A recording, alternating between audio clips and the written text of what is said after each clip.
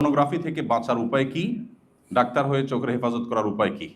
প্রথম প্রশ্ন উত্তর হলো যে চোখের জেনা থেকে বাঁচা এতটাই জটিল যে এখন দিন যত অতিক্রম হচ্ছে তত বেশি ফিতনা চতুর্দিক থেকে আমাদেরকে ঘিরে ধরছে। আপনি আর সব করতে পারবেন, ইমানের উপরে টিকে থাকা কঠিন, আপনার আমল টিকে রাখা কঠিন। তো এটার জন্য দরকার হলো আসলে শক্ত সিদ্ধান্ত, নিজের বিরুদ্ধে খুব মানুষের রোগ যখন জটিল হয় তখন অপারেশনের দরকার হয়। এই সিদ্ধান্তগুলো কোনো নর্মাল আমলের বিষয় না। অনেকে বলে ভাই একটা আমল শিখা দেন যেটা করলে পর্নোগ্রাফি দূর হয়ে যাবে। আমি বললাম আপনি তো হয়েছে ক্যান্সার, চাচ্ছেন ট্যাবলেট। ক্যান্সারের জন্য তো ট্যাবলেট না, থেরাপি লাগবে বা অপারেশন লাগবে, তাই না? সো এই পর্যায়ে কঠিন সিদ্ধান্ত নেওয়াটা গুরুত্বপূর্ণ। জীবনের প্রত্যেকটা পর্যায়ে এসে আমরা সবাই জানি, সবাই একমত হব, এমন এমন ইস্যু আছে যে ইস্যুগুলোতে আসলে খুব শক্ত সিদ্ধান্ত নিতে হয়। এই শক্ত সিদ্ধান্ত নিতে যতটা কষ্ট মনে হয় আসলে নিলে এত কষ্ট হয় না। যাদের এই এডিকশন আছে তারা কোনো একটা ডিভাইসের মাধ্যমে এটা দেখেন, এই তো ডিভাইসটা চেঞ্জ করে ফেললে হয়ে গেল, একটা বাটন ফোনে চলে গেলে হয়ে গেল। খুব জটিল কাজ। দেখেন এই সহজ কাজটা কিভাবে করবে জন্য সিলকুট লিখে দিয়েছি। কাজটা খুব সহজ না। আমি স্মার্টফোনটা বিক্রি করে একটা বাটন ফোনে চলে আসলাম। হ্যাঁ, কিছু অসুবিধা হবে, বাট আমি বড় কোনো সমস্যা থেকে বাঁচার জন্য কিছু অসুবিধা তো আমি মেনেই নিব, তাই না? এবং এভাবে যদি আমি বেশি না কয়েক মাস চলতে পারি, ইনশাআল্লাহ আবার আমি কামব্যাক করলে অসুবিধা হবে না। আল্লাহ রাব্বুল আলামিন অনেক গুনাহের ক্ষেত্রে বলেছেন তোমরা গুনাহ করবে না, লা তাকতুলুন নাফস, মানুষ হত্যা করো না। দেখেন জেনা, ব্যভিচার এমন পাপ, এমন গুনাহ, আল্লাহ এই সম্পর্কে বলেছেন লা তাজনুনা বলে আল্লাহ বলেছেন লা তাকরাবুজ জেনা, তোমরা জেনার কাছেও যেও না। ইন্টারেস্টিং বিষয় না? আল্লাহ বলেন নাই যে হত্যার কাছেও যেও না, আল্লাহ বলেছেন হত্যা করো না, সাফ। কিন্তু জেনার ব্যাপারে আসছে আল্লাহ বলেছেন ওয়ালা তাকরাবুজ জেনা, তোমরা জেনার ব্যভিচারের কাছেও যেও না। কেন আল্লাহ এভাবে বললেন?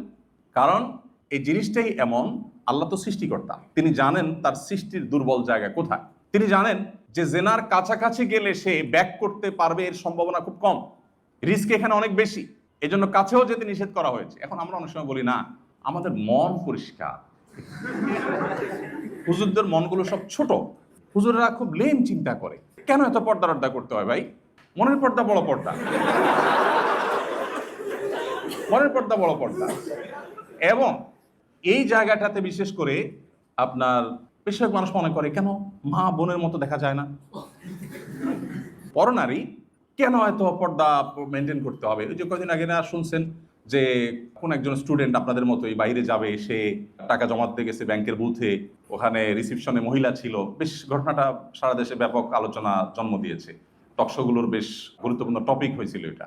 তো ভদ্র মহিলার কাছে টাকা জমা দিতে গেছে, ক্যাশিয়ার ছিলেন উনি। তো এই ইয়াং ছেলে যে বাইরে যাবে পড়াশোনার জন্য তাকাচ্ছিল না তার দিকে। তখন উনি ওনার হাজব্যান্ডকে বলেছেন, হাজব্যান্ড সেটা সোশ্যাল মিডিয়াতে ভাইরাল করেছেন যে এই ছেলে বিদেশে যে কি করবে, একটা মহিলার চেহারার দিকে তাকাইতে যে পারে না সে বাইরে যা করবেটা কি? বাইরে এত মহিলা, সে এখানে একটার দিকে তাকাতে পারতেছে না, ওখানে যে করবেটা কি সে? তো এটা নিয়ে সারা দেশ খুব সরগরম, টেনশন হয়ে গেছে। হায় হায় রে, ছেলে তো চোখের ডাক্তার দেখানো উচিত, বেচারা তাকাইতে পারতেছে না, তার ডেফিনেটলি চোখে কোনো সমস্যা আছে। আচ্ছা, কি অদ্ভুত না, যে ভদ্রলোক লিখেছেন তার ওয়াইফের দিকে তাকায় নাই, এজন্য তিনি অপমান বোধ করেছেন। আচ্ছা, আমরা কমন সেন্স ব্যবহার করি, কোরআন এবং হাদিস আপাতত থাকুক, আমরা কমন সেন্স ব্যবহার করি। রাস্তায় কোনো নারীর সৌন্দর্য বা স্ক্রিনে কোনো নারীর সৌন্দর্য দেখার পর একজন পুরুষের মনে কি চিন্তা আসে?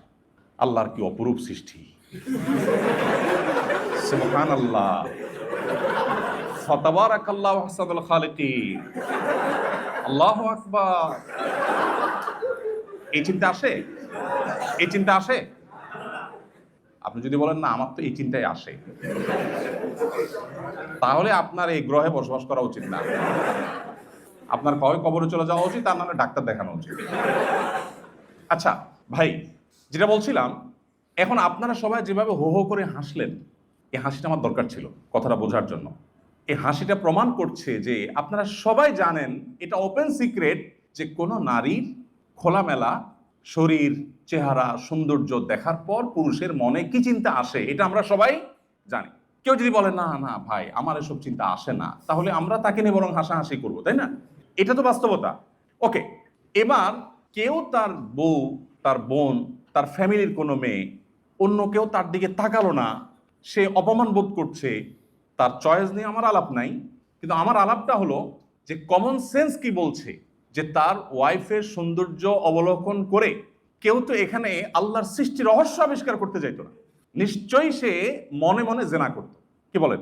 জেনার বিভিন্ন লেভেল আছে, ধরেই যে একেবারে সে সিরিয়াস লেভেলের জেনা করতো, মনের জেনা, আমি সেটা বলছি না, বাট শুরুটা হতো। ঠিক কিনা বলেন? তাহলে একজন, আপনি ইসলামকে এক পাশে রেখেও যদি চিন্তা করেন, একজন মিনিমাম কমন সেন্সালা মানুষ তার স্ত্রী, তার ফ্যামিলির কোনো মেয়ের সৌন্দর্য অবলোকন করে, অন্যান্য আজকাল সোশ্যাল মিডিয়া দেখেন কাপল ব্লগ আর কত কিছু বাইর হয়েছে না, বইয়ের ছবি দিয়ে দেয়, কেউ যখন লিখে দেয় কি জানি কি কি লেখে কমেন্টগুলো, সাধারণত সুন্দর কোনো মহিলার ছবি দিল, নিজের বউর ছবি দিল, ফ্রেন্ড লিস্টের লোকজন এসে কি লেখে,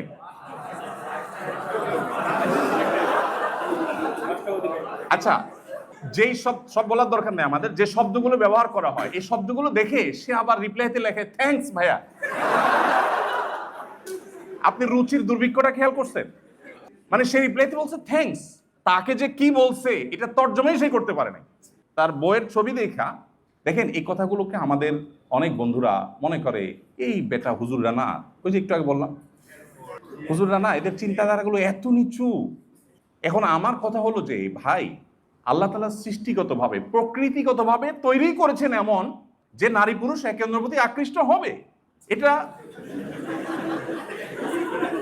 এটা তো আল্লাহ তাআলা প্রকৃতিভাবে করে রেখেছেন। এখন সেজন্যই তো এই জায়গাটাতে আল্লাহ রাব্বুল আলামিন আমাদেরকে প্রতিবন্ধকতা দিয়েছেন। আসলে আমরা মূল জায়গায় আসি। এখন আপনি আপনার পরিবারের কোনো মেয়ের ছবি দিয়ে বা তাকে আপনি খোলামেলা পোশাকে নিয়ে কোথাও গেলেন, কোনো পাবলিক প্রোগ্রামে, বিয়ে শাদিতে বা যেখানে গেলেন, আপনি নিজে এইরকম কোনো দৃশ্য অন্য কারোর দেখে আপনি কি করেন, জাস্ট আপনার নিজেরটা চিন্তা করেন, তাহলে তো উত্তর পেয়ে যান। যে আপনারটা দেখে বাকিরা কি চিন্তা করে, যে চিন্তাগুলো তারা করে এর একটাও যদি মুখ দিয়ে তারা উচ্চারণ করতো অথবা প্লে কার্ডে লিখে ধরে রাখতো, আপনি জুতা নিয়ে দৌড়াতেন। বাট আপনি জেনেও না জানা ভান করে আছেন। আপনার কাছে মনে হচ্ছে যে আল্লাহ তাআলা বোধহয় বোঝা চাপাই দিয়েছেন। আল্লাহ যে পর্দারে বিধান দিয়ে আপনার ফ্যামিলির সেফটি, সিকিউরিটি, তাদের আত্মসম্মান, তাদের আত্মমর্যাদাকে আল্লাহ তাআলা সেভ করেছেন, আপনি সেভাবে ভাবছেনই না, আপনি এটাকে বোঝা মনে করছেন। দেখুন আজকের এই পৃথিবীর যেদিকে তাকাবেন সব দিকে আপনি একটি আহ্বান পাবেন, ভোগ করো। একমাত্র দিন পাবেন, ইসলাম পাবেন, আপনাকে বলবে স্যাক্রিফাইস করো, কন্ট্রোল করো, নিয়ন্ত্রণ করো। সিয়ামের মানেই হলো বিরত থাকা। সিয়ামের মানে কি? বিরত থাকা। পৃথিবীতে ইসলাম ছাড়া, বিশেষ করে ভোগবাদী এই পৃথিবীতে আপনি যে দিকে তাকাবেন, প্রত্যেকটা বিজ্ঞাপনী বিলবোর্ড, প্রতিটা অ্যাডভার্টাইজ, প্রতিটা বিজ্ঞাপন আপনাকে ভোগের আহ্বান করছে। এই পৃথিবীর সবকিছু আপনাকে ভোগের আহ্বান করছে, ঘুরিয়ে ফিরিয়ে ভোগটাই মুখ্য। বাট ইসলাম আপনাকে বলবে স্যাক্রিফাইস করেন, ত্যাগ করেন।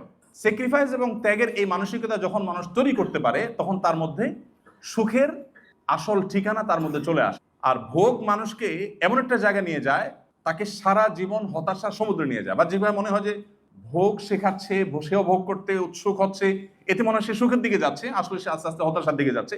এটা বোঝার জন্য পণ্ডিত হওয়ার দরকার নাই।